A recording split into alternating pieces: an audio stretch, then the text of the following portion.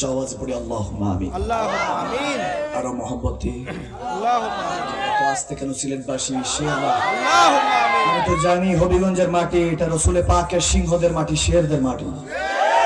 এখানে কি শেররা নাই নাকি? বুঝলাম সব কি বিড়াল বানায় ফেলছে ইহুদিরা? শের আছেন তো ইনশাআল্লাহ। আমাদের বিশ্বাস বাংলার 64 জেলার মধ্যে যে কোনো জেলায় ভাইরাস ঢুকতে পারে, কিন্তু এই জেলায় নয়। সিলেট বিভাগকে হেফাজত করবেন কে? ইনশাআল্লাহ। যতই ফিতনা ফাসাদ করো না কেন, আমার যুবক থেকে তুমি ওই টেকনোলজি মোবাইল ধরিয়ে দিয়ে আমার যুবককে বেনামাজি বানাচ্ছ, মুসলমানের আওলাদদেরকে তুমি সুদ ঘুষ শিখাচ্ছ, খাওয়ানো বেপরদাগিরি শিখাচ্ছ, জেনা করা শিখাচ্ছ। এখনো হয়তোবা যুবকটা দাড়ির হুকুক জানে না, যে হাইয়াতুন দাড়ি রাখলে কি ফায়দা, এখনো হয়তোবা বলতে পারবে না।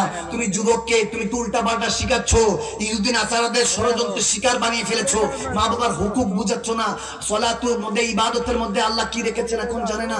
এখন আমার যুবকগুলো হয়তোবা জানে না তাহাজ্জুদের মসলার মধ্যে কি রেখেছে, রিক্কাতুল দুমু রিক্কাতুল বোকা, চোখের এক ফোঁটা পানি দিয়ে কি কোপ মুছা যায়, এখন হয়তো যুবকগুলি জানে না। কিন্তু কসম করে বলছি, ওই যুবকগুলির অন্তরের মধ্যে এখন ইশকে রাসূল জিন্দা আছে, এখন মুমিনরা এখন নবীকে ভালোবাসে। ওই যুবকদের কানে কানে গিয়ে যদি বলি নবীর জন্য জান দিবি, আহলে বায়াতের জন্য ইমামে হোসেনের মতো রক্ত দিয়ে গোসল করে ইসলামকে কি বাঁচাতে রাজি আছো? আল্লাহ দ্বীনকে জমিনে প্রতিষ্ঠা করতে রাজি আছো? রসুলের পাকের আসমানি নবীর আসমানি লাজ জমিনে রাখতে এ জমিনের বান্দা বড় রসুলের সিংহ হতে রাজি আছো? ওই যুবকটা আমাকে উত্তর দিতে দেরি হবে না। হয়তোবা কোনো মুফতি না, আলেম না, শেখ না, পীর না, কোনো মুহাদ্দিস না, যার হয়তোবা নরমাল মালান কোনো যুবক, কোনো আশেক, যুবকটা এখনো কিছুই জানে না, কি গুনাহগার হইতে পারে কিন্তু বেঈমান না। কানে কানে যদি বলি আমার নবীর জন্য জান দিবি, এখনো যুবকরা বলে 700 কোটি পৃথিবীর মধ্যে বান্দারা বাস করে, 700 কোটি যদি আল্লাহ রাসূলের বিরুদ্ধে যায়, আমি একাই নেমে গিয়ে হাতকে তলোয়ার জেসিনকে ঢাল বানিয়ে আরেকটা কারবালা আরেকটা বদর দেখতে রাজি আছি। আপনি আল্লাহকে দেখে বলেন রাজি আছেন কি না? ইনশাআল্লাহ। রব্বে করিম ইমানের মধ্যে, ইমানের তলোয়ারের মধ্যে আরো ধার দেওয়ার তৌফিক দান করুন। স্টেজ উঠেই তো এক আলেম আর এক আলেমের আমাদের মধ্যে এখন এরকম তাবিয়ত হয়ে গিয়েছে, সমালোচনার মধ্যে ব্যস্ত থাকি, এটা ওটা। আমরা যদি না দরজা বন্ধ করে দিলে আসবি কিভাবে, যাব কিভাবে? নবী দরজা খোলা রাখতেন, আল্লাহ দরজা খোলা রাখেন হেদায়েতের। আমরা বান্দা নবী রসুল থেকে, আল্লাহ থেকে নাউজুবিল্লাহ সুম্মা মাআযাল্লাহ বড় হয়ে যাচ্ছি, দরজা বন্ধ করে দিই। আওয়াজ দেন, আওয়াজ দেন। দরজা খোলা রাখতে হবে, বুঝিয়ে হয়তোবা আমাদেরকে নিতে হবে, নাহলে বুঝে আপনারা আসতে হবে, সবাই আসতে হবে, এক কাতারে হইতে হবে। রসুলের কোয়ার মতো মমিন মুসলমান এক কাতারে আসতে হবে, রসুল নামে রশি ধরে যেতে হবে খোদার ধারে, ঠিক না? দুকুমিয়া ক্লাস 8 পাস, কি পাস? 8 পাস। বিদ্রোহী কবি কাজী নজরুল ইসলাম। ওই নামেরই রশি ধরে যাই আল্লাহর কাছে, ওই নামেরই ভেলায় চড়ে ভাসি নূরের স্রোতে, ওই নামের গুণে পাবো আমি খোদারি কালাম, মুর্শিদ মোহাম্মদের নাম, তাওহীদেরি মুর্শিদ আমার মোহাম্মদের নাম, মুর্শিদ মোহাম্মদের নাম, ঠিক কিনা? 8 পাস বুঝলো, আমরা কামেল ফারেক বুঝি না, আমরা মুফতি মুহাদ্দিস হয়ে গেছি কিন্তু এখনো বুঝি না। 8 পাস ছিল, নবীর আশিক ছিল, প্রাচীন অক্সফোর্ডে যেখানে তেনাকে নিয়ে এখন পিএইচডি হয়, গবেষণা হয়। ক্লাস 8 পাস, কিন্তু তেনাকে নিয়ে এখন মাস্টার ডিগ্রি হয়। নবীর আশিক ছিলেন, ইজ্জতটা বাড়িয়ে দিয়েছে কে? আল্লাহ। আওয়াজ দেন কে? আল্লাহ।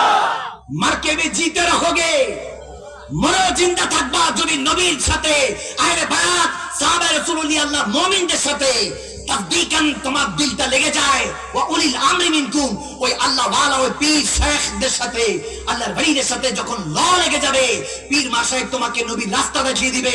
যখন নবী তোমার সিনার মধ্যে, আন-নবী আওলা বিল মুমিনিনা মিন আনফুসিহিম, সিনার মধ্যে মুমিন চলে আসবে, তখন তোমার সিনা মক্কা মদিনা আয়না বানিয়ে দিবে আল্লাহ, ঠিক না? 6464 আয়াত, শেষ চিঠি। কি চিঠি?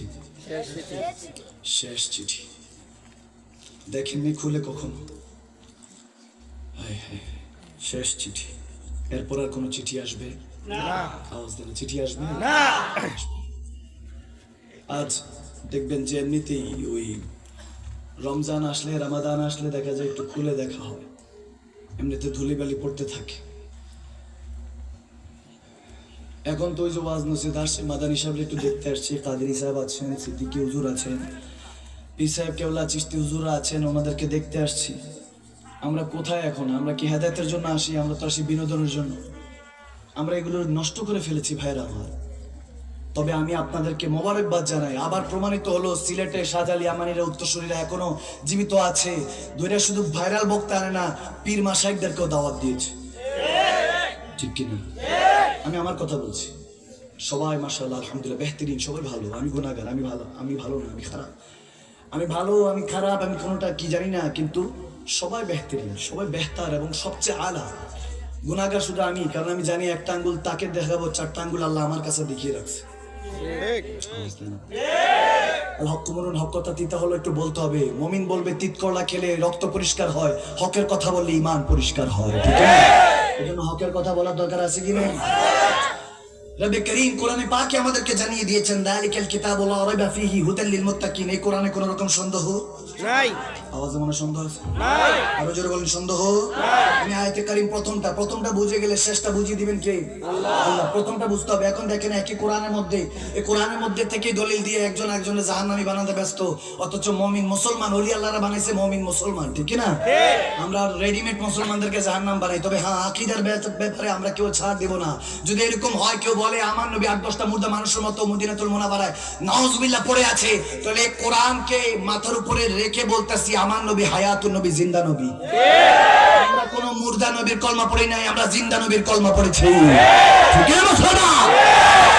আমরা জিন্দা নবীর কলমা পড়েছি। আকীদা ঠিক করে আসেন, আপনার জন্য ক্ষীর দিব, ঠিক কিনা?